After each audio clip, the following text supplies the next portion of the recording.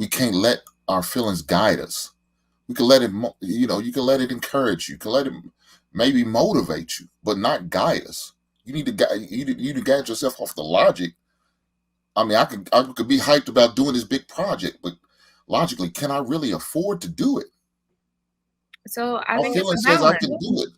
You said, I'm sorry, what'd you say, ma'am? It should be a balance. No, like I'm not saying let it guide you. Like your gut is telling you go jump off the cliff. Of course, you're not gonna go jump off a cliff.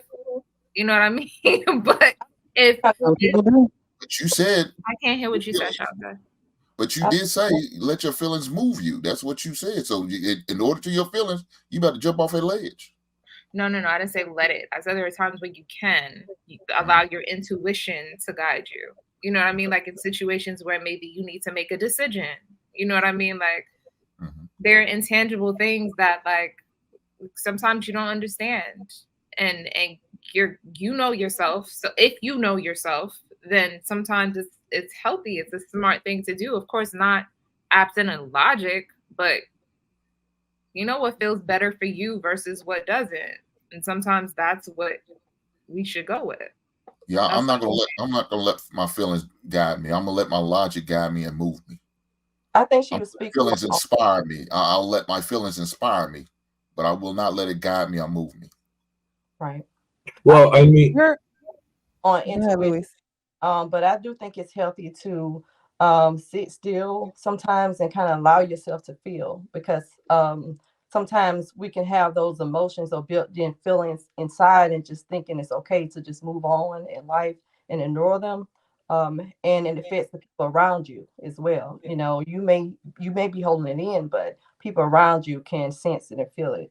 So I think it is important to kind of allow yourself to feel, you know, but not just act. It's a difference between acting on emotions and, randomly, okay, I want to buy this because it makes me feel better and maybe I feel better, but yeah. Shonda, like you were saying, people around you feel, you or not you per se, but in general, like people around us can feel us. People, if you've been dealing with somebody long enough, you can tell when something's not right. You could tell when there's tension, or you can tell when there's a void that needs to be filled.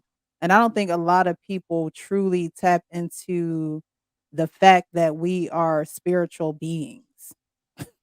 We are spiritual beings. And so sometimes with our emotions, we can feel annoyed. We can feel like there's a wrestling within us. And so that's when, you're able or you should be able to sit still. Because when two people are fighting, you jump in, you're going to get hit too.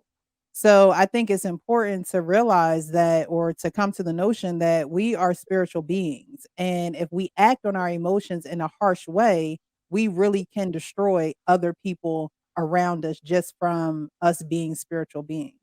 So I think that, sitting with yourself, Louise talked about different methods and different strategies to actually express your feelings, like writing it out, like maybe taking a second to read affirmations or read things that are going to steer you in a different direction of feeling. We control our feelings.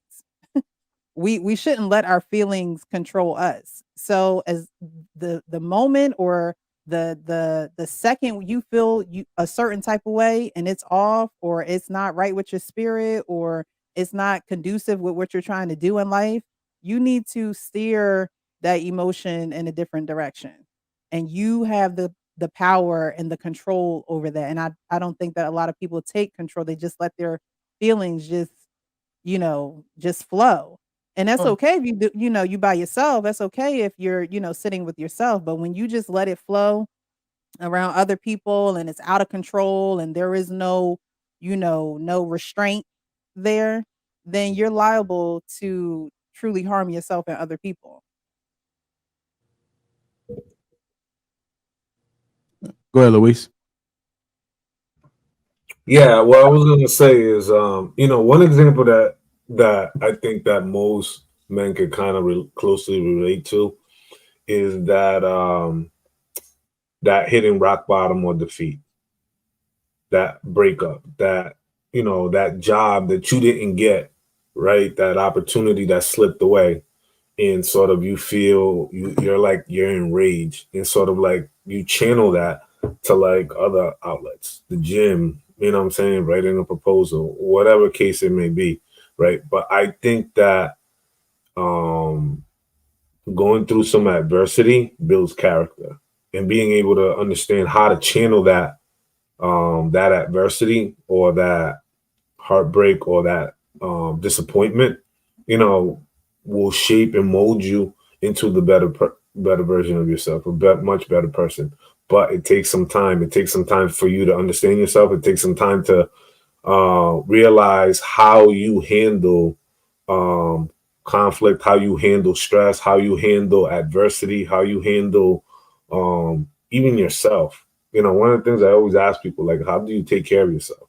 You know what I'm saying? What do those things look like, and how do they persist? And that will tell you a lot about how you handle the things around in your life, right? So, and one thing I did want to say is, and point out that that Lady Mogul brought up, was that women have the ability to have a third eye. I think that's why their feelings are so much more persistent than us. It's that third eye to be able to see something that is beyond the surface. And I think that a lot of people don't tap into that because they don't spend a lot of time with themselves. They don't really, you know, channel their feelings in the most positive of outlets, right? And I think that that takes some time and some maturity to do. But it's one of those things that it becomes almost like a muscle. You have to constantly always work at it, because if not, you'll never really evolve to kind of protect yourself from the things that are around you constantly. So you. So it's not just women. All humans have a I third was eye. gonna All say your men third have eye, it too. yeah, yeah. It's all it is your pineal gland. Like people just don't. It's calcified because of the fluoride and the bad diets and the the bad things that we're taking into our eyes and our ears, because our diet is more than what we consume, right? It's what we're seeing, it's what we're hearing. So those things can block you and make it hard for you to perceive and connect mind, heart, body, and makes it a little bit more difficult, especially since I feel like a lot of guys aren't taught that it's okay to feel. You know what I mean? So over time, it's just like, what do I need that for? All I need to do is think with my head, think with my brain. This is what's in front of me. This is what's here. I don't need to go off of anything that I feel here, unless it's you know the the the drive or the whatever to have me accomplish what it is that I need to accomplish. But everyone has a third eye. I just wanted to say that. I don't think it's not we. It's not that we don't feel or think to feel. Is that was that what you are taught? What did you say, like something about taught to feel? Is that what you said about men? Not really taught to focus on your feelings is what I meant. I'm not sure if I misspoke, but yeah, you guys aren't really taught to focus on how you feel about things. Not many men anyway, obviously not everyone.